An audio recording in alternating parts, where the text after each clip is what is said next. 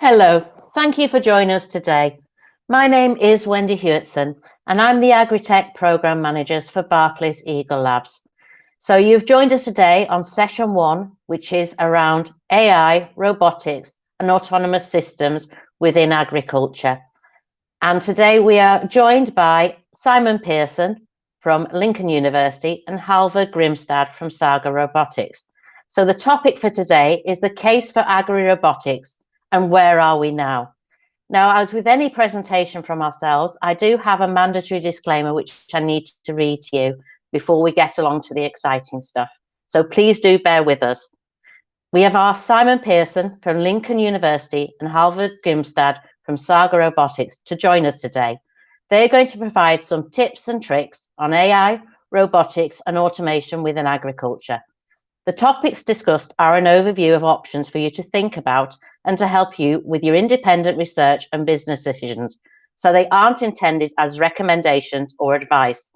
Remember as well that your business has its own individual circumstances, so the statements and views expressed may not be applicable to yourselves or suitable for your business. So as I said, I'm Wendy Hewitson and I'm part of the AgriTech team from Barclays Eagle Labs. Barclays Eagle Labs are the UK's largest business incubator network. And what do we do? What do we want to achieve? We're looking at accelerating UK businesses. So we're looking at connecting agri-tech startups to research and development expertise, farmers, and across the supply chain. We also look at collaborative innovation. So we aim to stimulate innovation and collaboration across the whole of the food supply chain. Primarily, what are we here for today?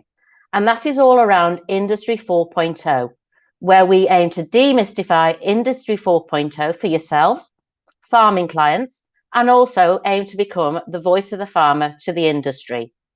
So what's our vision? What is the AgriTech Eagle Lab vision? Our vision is to become the #1 bank for positive innovation in agriculture. In other words, to support the UK food supply chain to become the most sustainable ecosystem in the world through the demystification of technology and encouraging that collaboration pan-supply chain. In a nutshell, feed the world without wrecking the planet. So when we discuss Agriculture 4.0, it has many different names, but for me personally, it is a tool to support, not replace the farmer. So when we're looking at it, we're looking at several elements, those being relative in productivity, sustainability, increasing efficiencies, and also that most important one, the saving of time for the community. So today, as I said, we're looking at robotics. So why are we looking at robotics? The government has committed a £90 million investment supporting the idea that agri-tech is a burgeoning market. So that's through the Transforming Food Production Challenge and the Industrial Strategy. So we are proud today to be exploring the use of robotics in this important sector. It employs almost 4 million people and is larger than the automotive and aerospace sectors combined. So agri-tech companies are already working closely with UK farmers, using technology, particularly robotics and AI, to help them create new technologies and herald new innovations. So this really is a truly exciting time for the industry.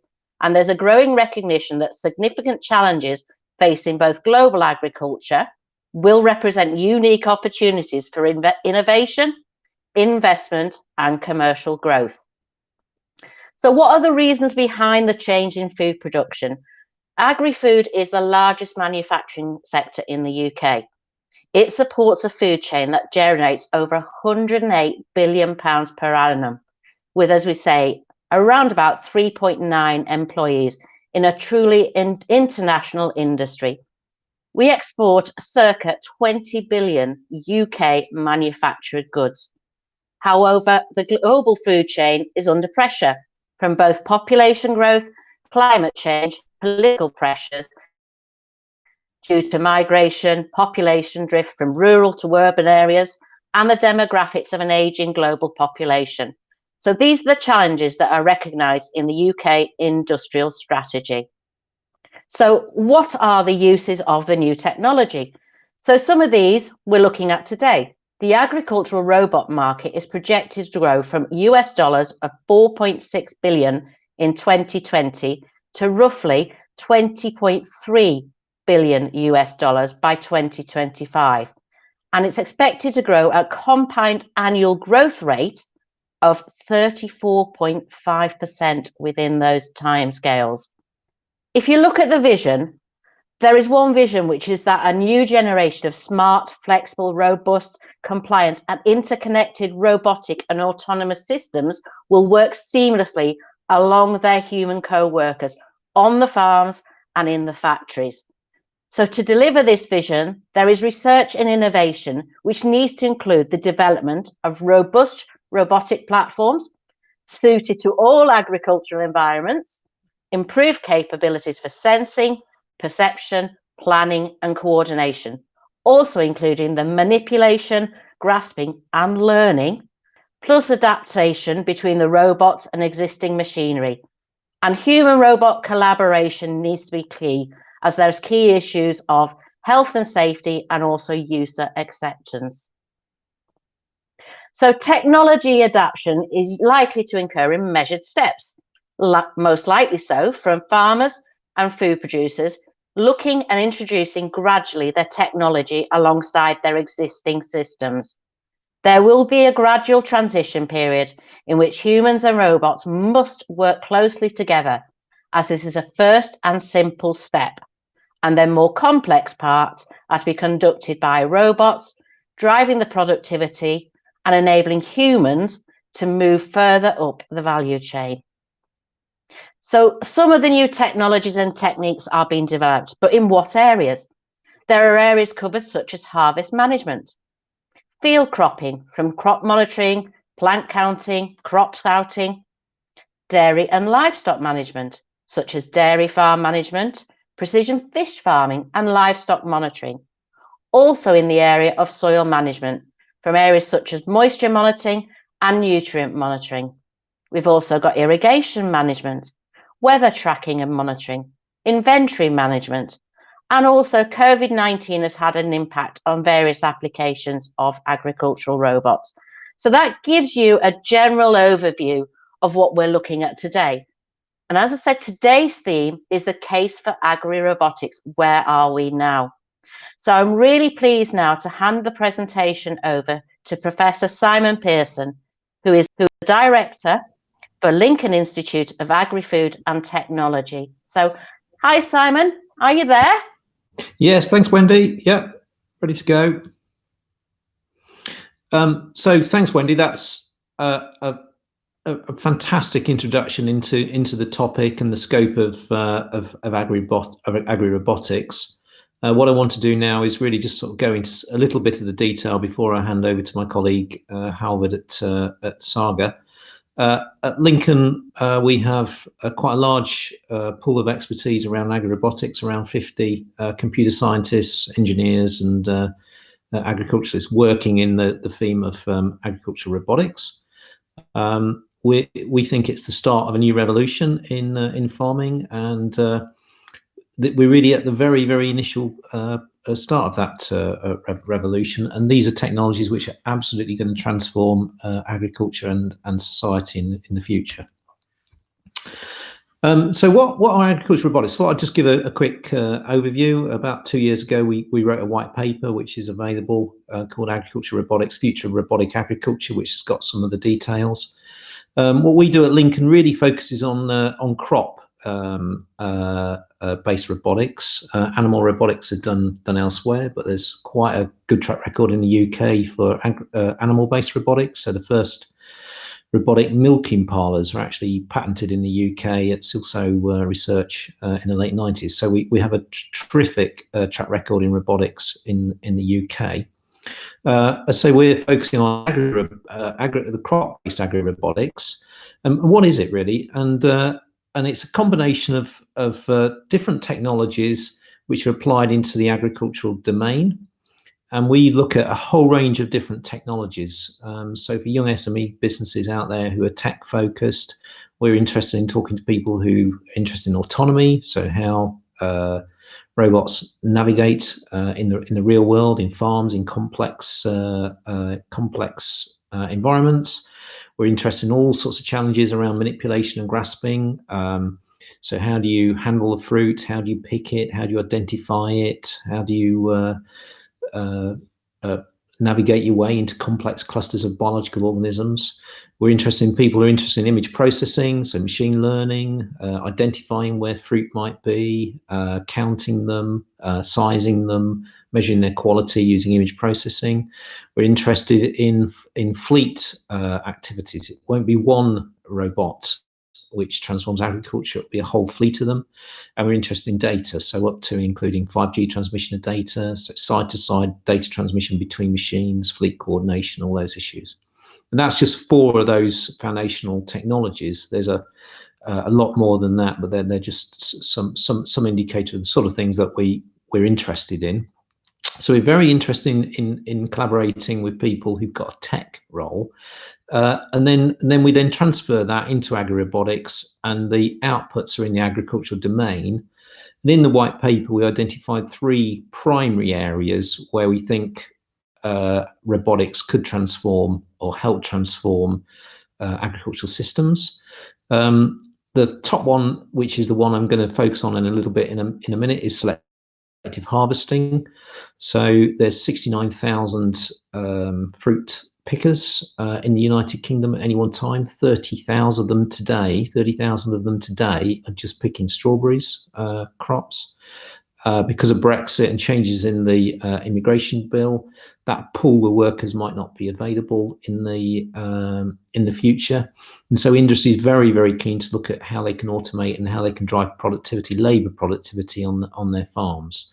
And that's not just a UK issue. These issues are global. Demographics particularly is reducing the number of people who are coming to work on farms. So in Japan, even the average age of a farmer is 69. So there's an aging demographic. Less people want to come on the land, so they're interested in robotics. In the US, the movement of people over the border from Mexico into the US is a challenge. So they're looking for robotics. So there's a global drive to look at new ways, innovative ways to drive labour productivity. COVID's emphasised that, and I'll come back to that in a second. Then we have what we call phenotyping.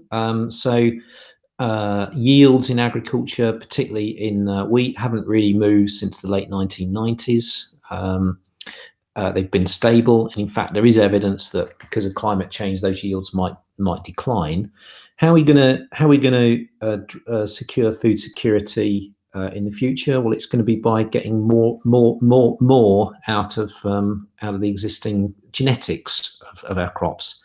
That needs phenotyping, so that's large amounts of data collected on robot platforms to identify new varieties, new traits, which farmers can then use to increase yield whilst minimising any other impacts on their farmers, minimising water use or pesticide use, etc. So phenotyping, high throughput measurements of crop growth and identifying new varieties using robotic platforms is going to be a key driver.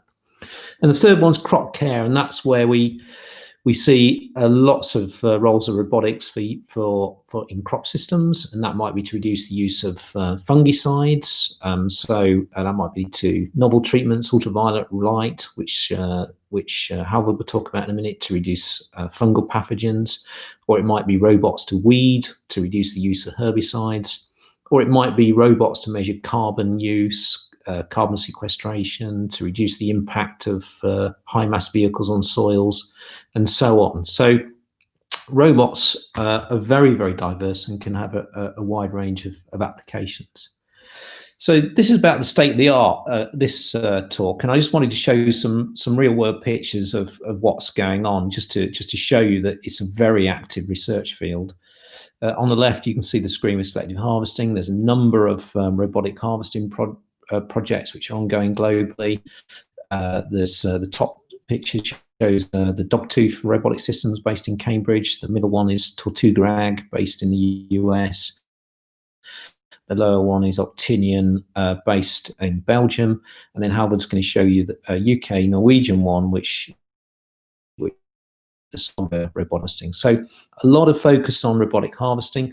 A lot of focus is actually on soft root, and primarily that's because where there's very large numbers of workers and where there's a real pinch point and a need to secure robotic solutions.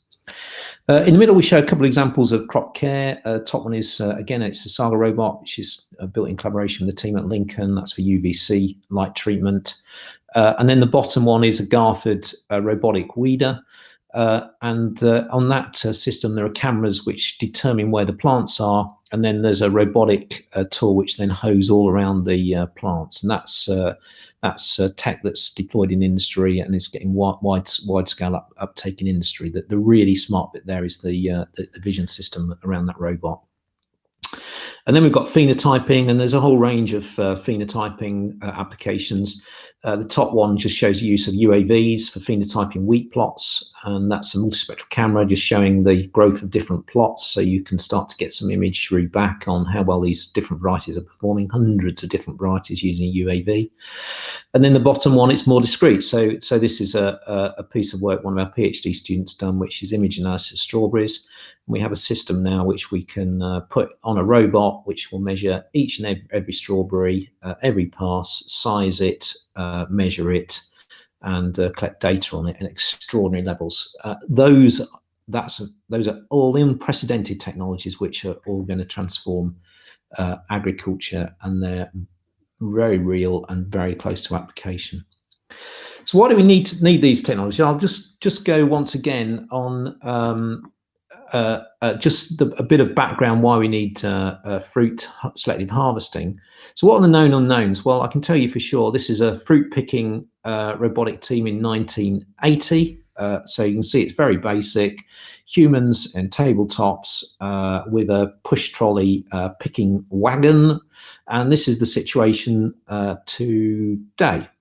And it's not changed. And it's not changed in 40 years. So it's still manual, picking trolleys, and lots of people involved. It's not particularly easy work. It's in a hot, sweaty tunnel, and you're pushing that thing through pretty rough terrain. So you can see there's a real opportunity for robotics.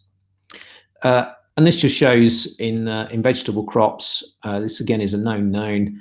This is cauliflower harvesting in Lincolnshire. Large pools of people, all back-breaking handwork, and that really hasn't changed in the last 40 years.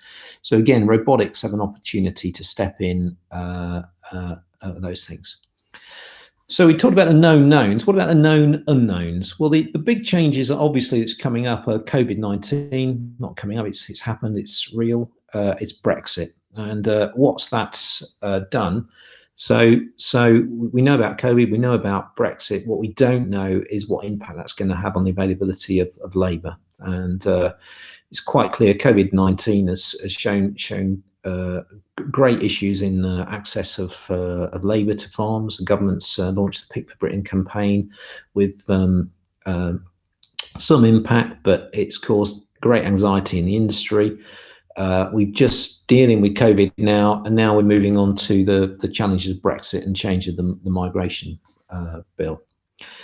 So given those challenges, we've at Lincoln and with colleagues across the UK, Agri in particular, and with the KTN, we've done an extremely large consultation of what the industry needs to accelerate the development of robotic technology. So we've consulted with probably 50% of the UK produce industry, very large numbers of agri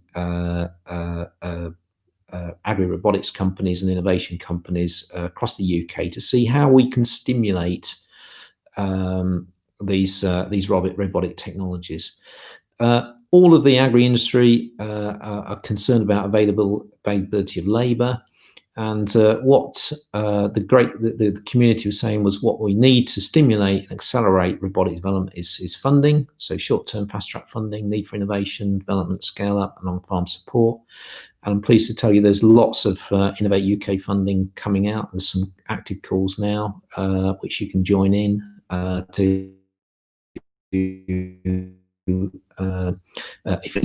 try and get some funding for this. There was a need for engineers, so for young SME businesses, there's lots and lots of opportunity to link to some of these bigger groups or form new groups. So engineers, computer scientists, there's a great shortage, so we need to hear from people with those skills. There's a need for evaluation sites. So at Lincoln, we've got our own robot farm, but we have access to sites across the UK. If companies want to get access to some of those sites, please get in touch with us. We can try and help you. All of the communities saying they want collaboration. So if anybody new to this area, again, if you want to join in existing groups or form new ones, again, let us know. We can help match those skills, your skills to work that's going on. And then there's need for scaling, and that's around venture capital money, but also manufacturing of robotics at scale. We don't need one robot, we need thousands of these robots. So we need to think about scaling, and anybody in the manufacturing side who's with connections on scaling, please again get in touch. So what we're trying to say here is there's opportunity for many, many people to engage in this in agri-robotics. And if you're new to it, please get in touch. We will try and do our best to help you. And then as you see, this is also hitting the press. So this is in the Financial Times on the 1st of July. And it just shows that coronavirus accelerates the rise of robot harvester. And where we see this, the solutions, whilst they might solve a UK problem around Brexit, they're globally needed. And I think every company producing fruit and vegetables globally will be thinking about how they're going to de-risk themselves around the labour use in the future. And robotics is going to be key. So this is not a local thing. This is a global opportunity. So the unknown knowns.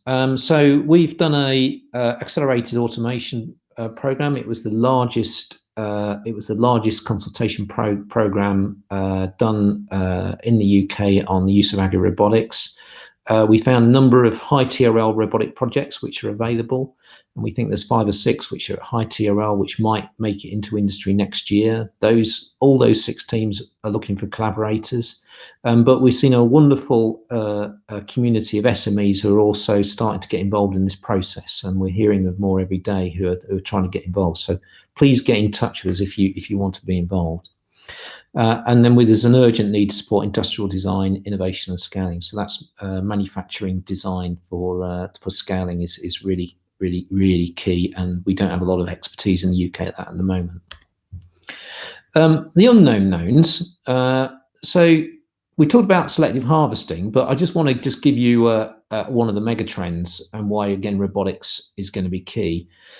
This is just shows a John Deere tractor and a plough in a complete and utter pickle, and the mass of that thing is very, very high, and there's absolutely no reason or why we need to be using those vehicles in the future.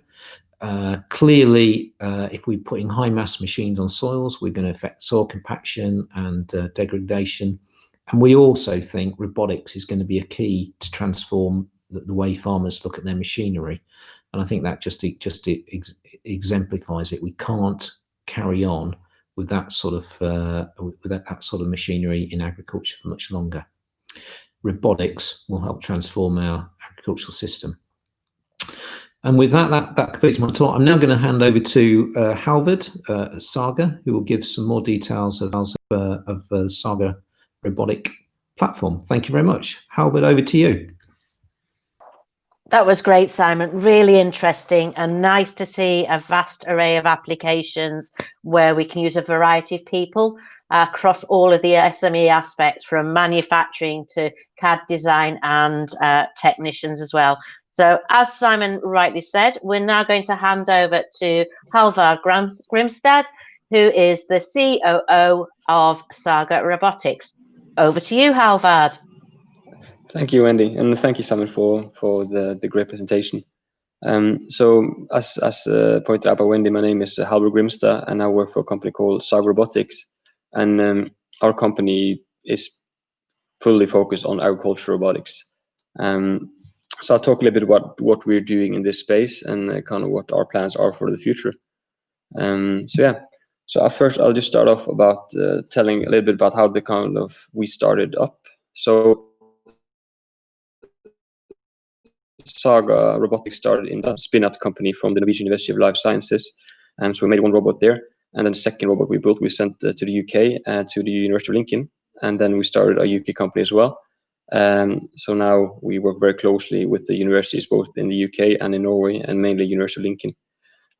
So in 2014, they made one robot at the Norwegian University of Life Sciences, which was an agricultural robot, but it was a little bit different from the one you see depicted here. The problem they faced was that it was a set width and set length on that robot, so they were very limited on which spaces they can go into. So in 2016, when we designed this Thorvald robot, we wanted to make a robot that was modular, so we can adapt it to different environments and be able to test different technologies in different environments.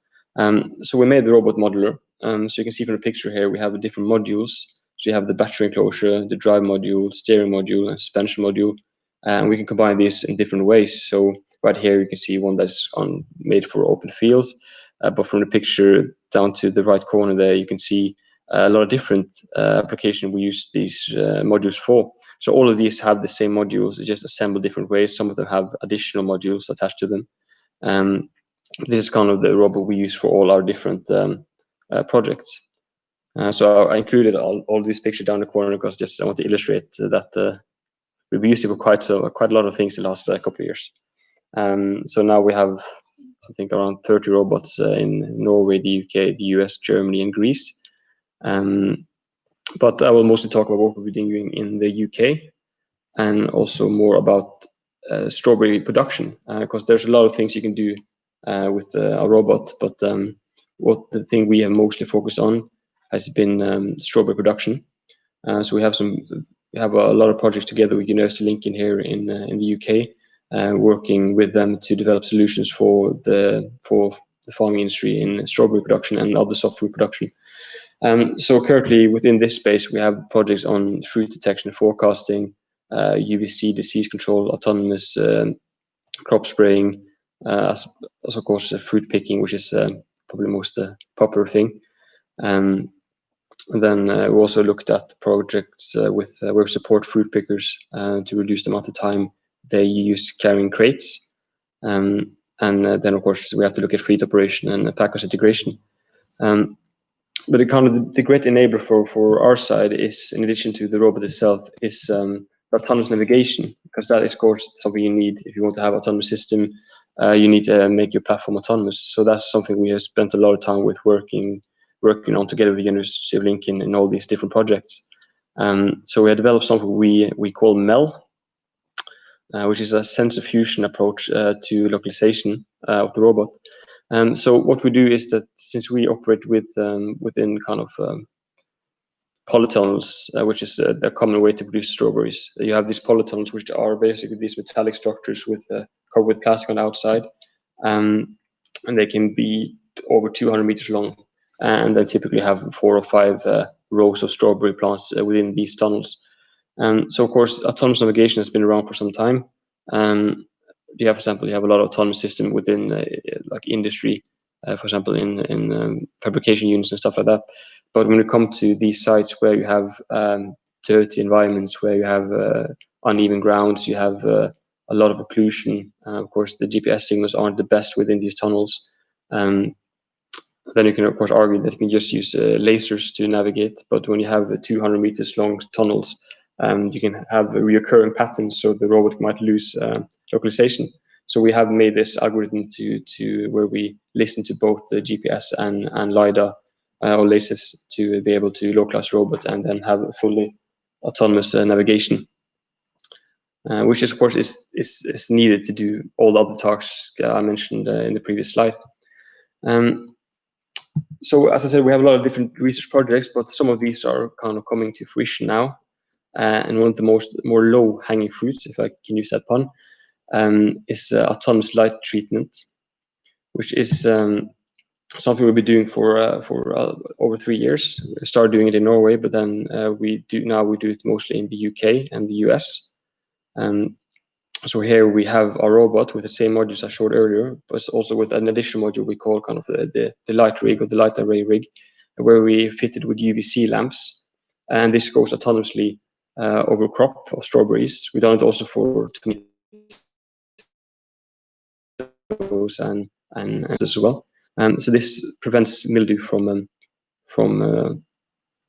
surviving, if that's the right term in English. So we do this treatment at nighttime. We drive over the crop at a certain speed and expose these plants to this UV radiation. and then they can't reproduce. As we do this typically 2 times a week, and when doing this, the farmer does not need to spray if done correctly, and this is something that we have very good results with. So we have these robots going 8 kilometers a night each, treating crop, and we currently have this operation in Norway, the UK, and in the US. So it's kind of the first commercial thing we're doing as a company when it comes to agricultural robotics. So I have this very nice video here. This was filmed last year in up at a research farm that, or robotic farm, as Simon Pearson mentioned, that they have up at University of Lincoln at Rysholm. So here you can see the robot go autonomously. So when I say autonomously, of course, it is without any human intervention. It navigates by its own and does everything on its own, which is pretty cool, because if you see these plants here on the video, right now they're pretty small, but in the midst of the season, these canopies tend to be very large, and then you have very little clearance on each side of the robot. So we're very impressed that we're very happy that we're able to do this 8 kilometers at a time without human intervention down in Kent and in the US. So you can see the plants being exposed to this UVC light, which causes the farmer not to need to use fungicides. Of course, there's a problem with fungicides now, is that more and more fungicides are getting banned due to environmental concerns and other concerns. So we see a lot of farmers being very eager to adopt this technology and place on their farms. So here you can also see a picture of a typical farm we're treating. This is from down in Kent. As you see kind of the scale of these things. So each of these tunnels are around 250 meters long, or 200, I'm not entirely sure, but they're long at least. And so we have this robot going up and down there fully autonomously. And of course, when we have this autonomous navigation, we can start implementing a lot of different technologies on it, while it's also doing other tasks. So for example, data capturing and fruit perception is something that is very much a thing we can do with these robots, which is great. And so far, the farmers we have worked with on this are very happy. So this is a quote from the largest strawberry producer in Norway, who was kind of our first collaborator on this. And we're also getting very good results here in the UK and the US as well. I just got word this week that we did some tests on wine production over in New York, and the results are very good there for Chardonnay grapes, I think it's called. So that's we're very happy about that. And in addition to suppressing mildew, there are also some indicative results that, or it can look like that they can also reduce the amount of post-harvest rots. This will need further studies, but we're very happy about this as well. So you can, in theory, get a longer shelf life if this turns out to be correct. So we're very happy about that as well. And the other application I want to talk quickly about is strawberry harvesting, which is kind of, there's a lot of companies doing strawberry harvesting, and we're one of them. Because it is something that is needed, as stated before. The labor shortage is very real, or the uncertainty around the labor is very real. As I mentioned, it's 30,000 strawberry pickers in the UK alone, and it would be nice to have a way to be able to be more secure in your production. So when it comes to strawberry production, strawberry picking, there's a lot of things to think about. Of course, strawberries themselves are prone to getting damaged and bruised, so you have to be gentle with them. And there's a lot of occlusion and clusters in these strawberry tunnels, and so perception aspect of it is crucial, and this can be very difficult sometimes, because you can have a green berry or non-ripe berry being in front of a ripe berry and stuff like that. So it's a very complex task, and there's a lot of things that has to go right to be able to do it. Of course, we have our autonomous navigation already, and we also have a lot of work on the strawberry picking system as well. So I've included a video showing one of the prototypes we had 1 or 2 years ago, picking strawberries. This is fully autonomous, so you have a vision system. So we're working, as I said, very closely with University of Lincoln on this. So they have a very good vision system, and together then we're developing this system further. So you can see the robot here detecting ripe fruit and then picking it fully autonomously. So there's no human intervention here.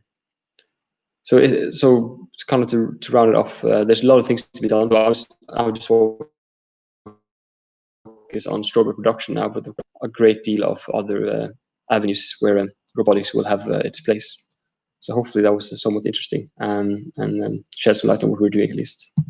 So that was my piece.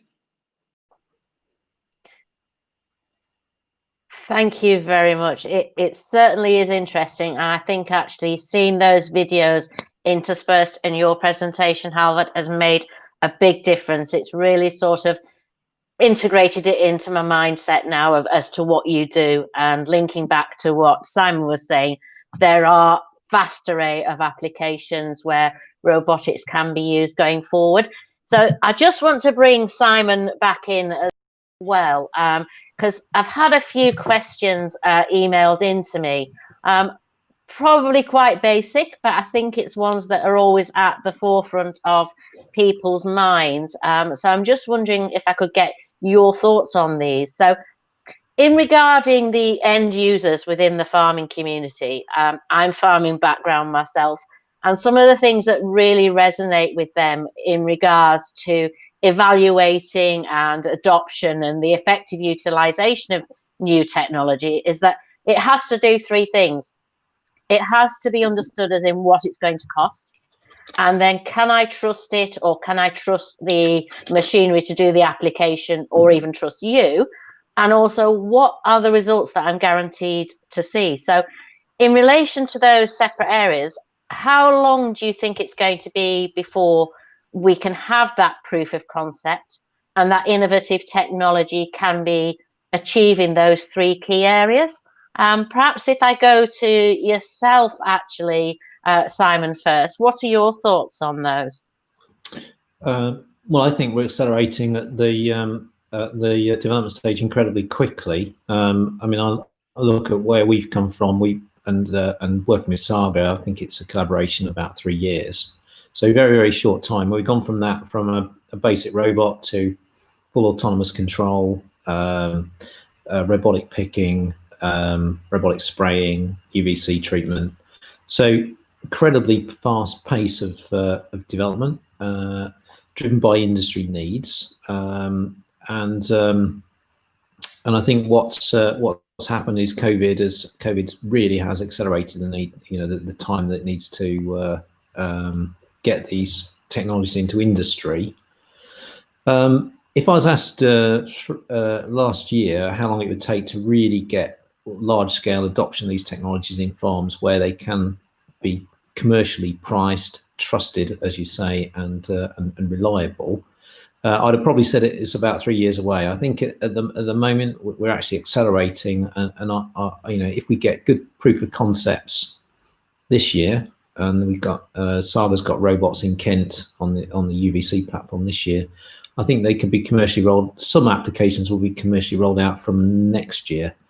So we are getting really close, and I actually think we might even be close to robotic fruit picking towards the end of probably next year at the rate we're going, but certainly the year after. And I think that's 1 to 2 years ahead of any expectations.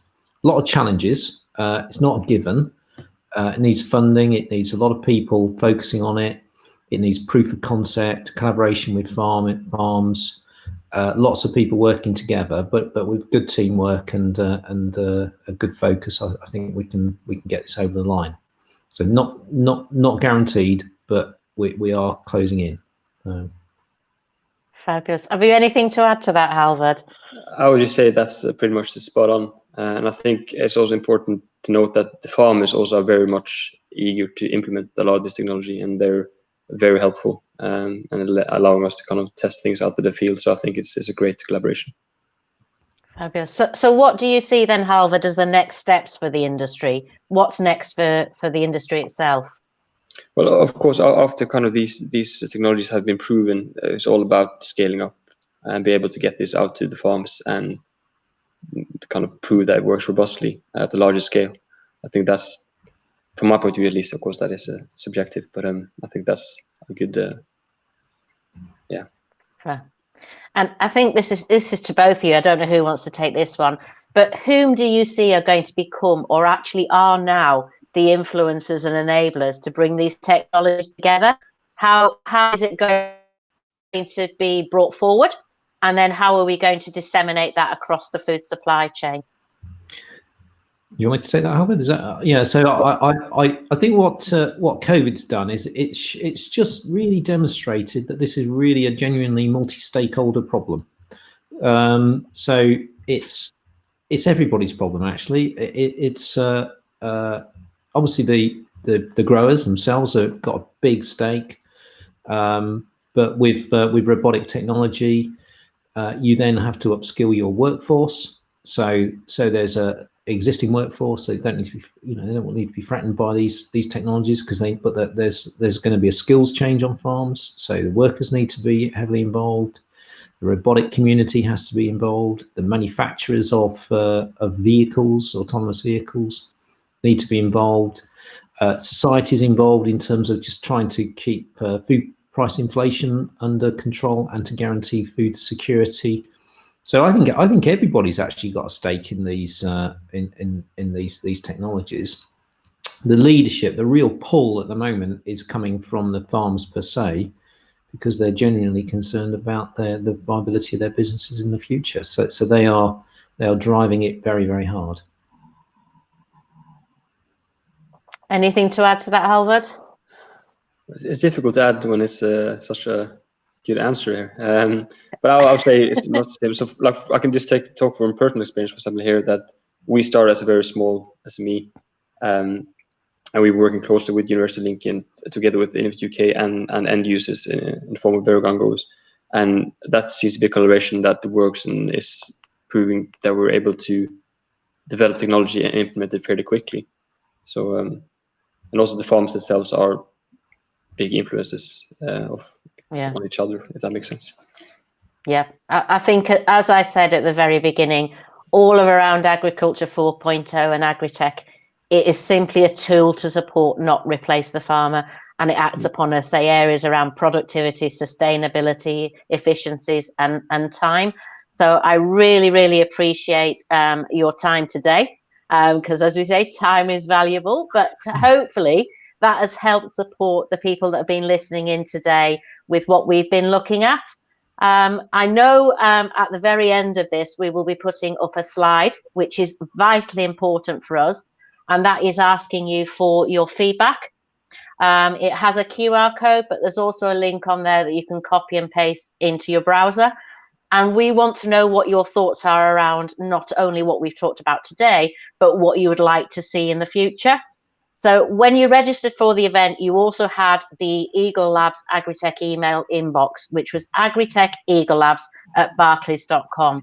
So please do, if you can't remember who was speaking today, or you have any questions or any queries, or you'd like to talk to Halvard or Simon, please do email that inbox, or as I say, put it in the feedback at the end as well. But I really can't thank you guys enough, because as you say, this is not just one little problem.